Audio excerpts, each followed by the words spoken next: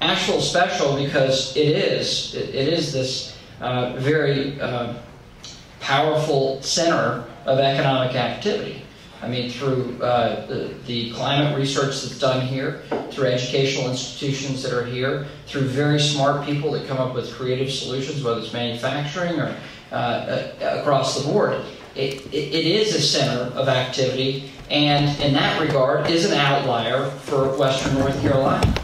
But rather than looking at it as some strange aberration, it should be, with its elements of a model for success for other communities. Bringing in smart people and growing smart people with skills in your communities is going to be a very powerful piece. Now, we also have this one thing that if you go to Raleigh, the state of North Carolina ends at I-77 as you're heading west. So we've got that in common. So the infrastructure question there, beyond, to link up not only telecommunications and communicating with the world, but roads and bridges is a dire need for Western North Carolina as well. Hope that answers your question, at least somewhat, but Asheville's unique, isn't it? Yes. Congressman, glad you're here. Two requests of you. One, tell us a little about yourself. Where you go to school, kids, family, a little about that business background. My name's Tom Leasley. I'm a small business owner here. The other thing I'd like to request of you is how can you keep us informed of what these issues are? You seem to have a grasp of them very well. The newspaper here, or what we call newspaper here, is unlikely to promote what you are doing. From all the editorials, I think they're excited to have me.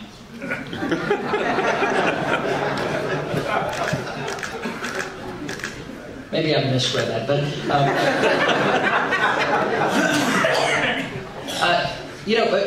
a great resource is obviously we have an active email list, which is just information dissemination, and we don't litter your inbox with a bunch of emails, but signing up for my regular email update is an excellent way to do that.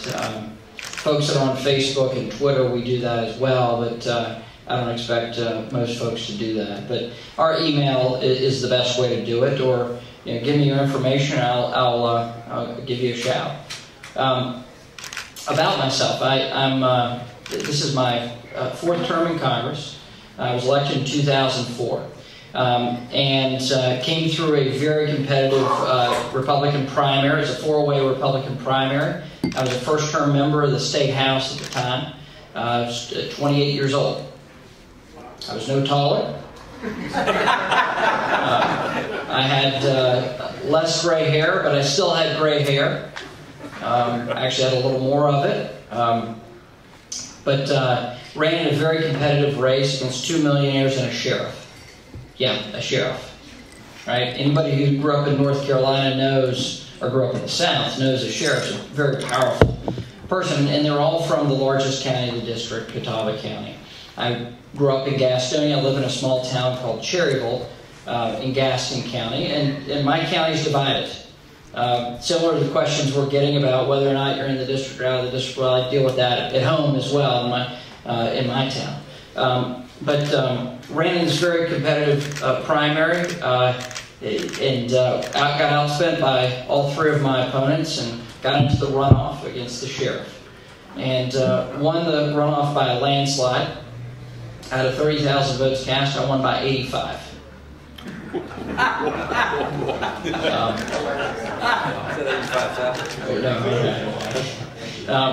And so when they say politics takes a lot out of you, this is why I'm the size I am now. I started out 8 feet tall, but after getting elected to Congress, I worked very hard to get on the Financial Service Committee, which is a very difficult committee to get on as a freshman, much less as a senior member, and so I've been able to work through that process. And been very active on budget issues, as well as financial service issues since I've been elected. I got married last year, last June. I got married to my wife, who's an economist. Julia Kingiano is who I married, and so she's half Irish, half Italian by heritage. I've learned a lot in my year and a half of marriage. It's funny going and having served in the majority, the minority, and back into the majority of the House. When you serve in the majority, it's like going to work and being right every day, right?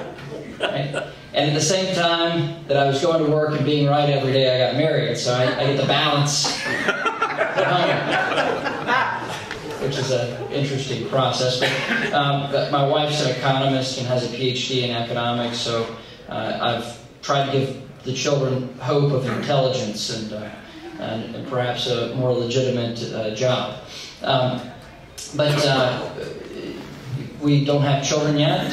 Hopefully that will happen. So I don't know if I've covered enough, but before I was in Congress, I did real estate. I did some property investment and bought and sold some properties, and eventually got licensed to do some of that for myself, but didn't do a whole lot of selling and buying for others. Just mainly did it for myself. Any other questions, comments, concerns, thoughts, words of encouragement, discouragement? Stay married. Stay married? Yes. I'm trying every day. Actively trying. Yes. Yes, sir. Steve Foster, CPA. I live in Black Mountain. You're on the finance committee. How do you kick some of these banks into loaning money? I've got a lot of clients, and all they do is battle with the bank. More energy, more resources. They get a note call, and then they got no place to go because nobody else is going to loan them. And the banks just seem like they don't want to give it. They'd rather get the big bonus that the feds are going to give them for writing the note off than loan the money to you. Are y'all doing anything to fix that? We're trying. Now, unfortunately, there's really a perfect storm that happened. You had the economic collapse that was of the making of the large banks, credit default swaps, derivatives, and all that complicated stuff that was written about in The Big Short, the book The Big Short, which outlines it very well. And so the average community bank didn't have that exposure. But they didn't have the exposure of Fannie and Freddie Mac preferred shares because their regulator told them that they should have it in Fannie and Freddie. The most important capital that they had, they put in Fannie and Freddie reserves. In preferred shares. And so once Fannie and Freddie were nationalized effectively, it hurt a lot of these community banks in a major way, in savings and loans as well.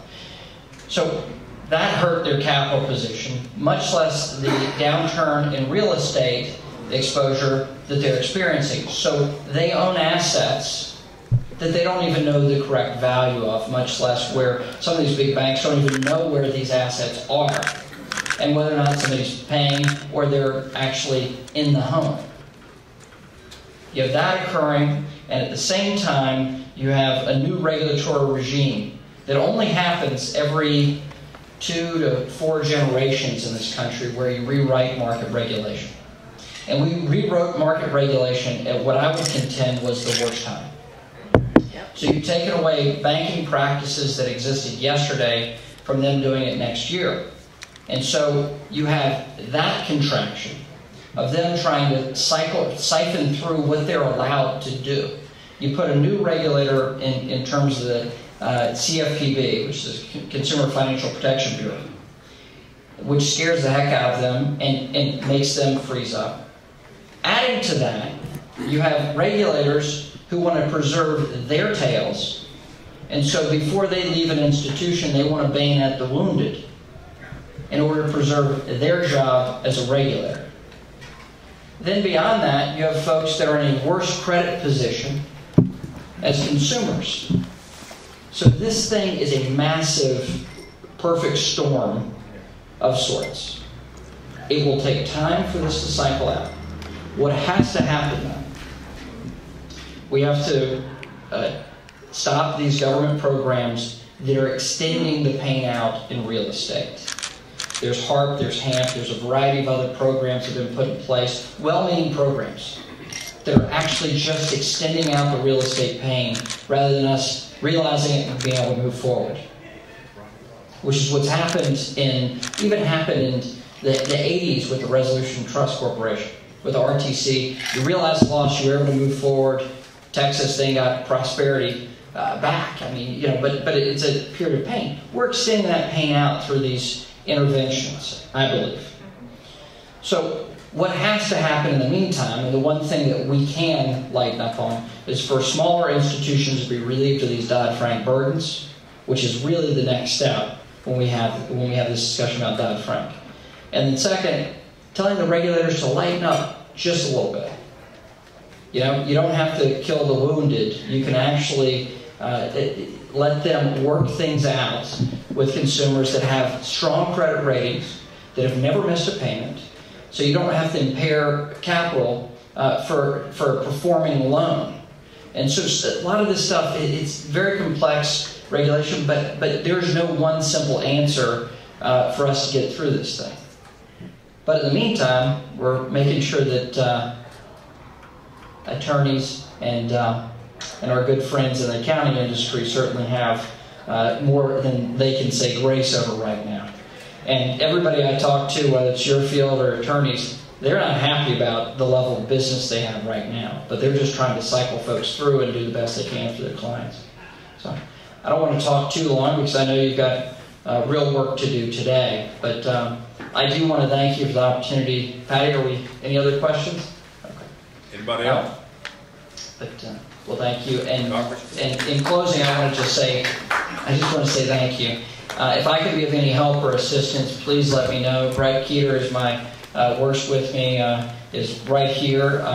If we can help, Mike and Patty have our contact information. We want to have an open dialogue with you and see where we can help and in the parts, the ways that we can assist. And going forward, I want to do the same things that I've done in other parts of my district here in Buncombe County, and that is through bringing a lot of resources and opportunities for small businesses to grow and expand and get the technical assistance, even doing international trade, and bring folks to town that can help and assist with that. Thank you for the opportunity to speak to you today, and God bless.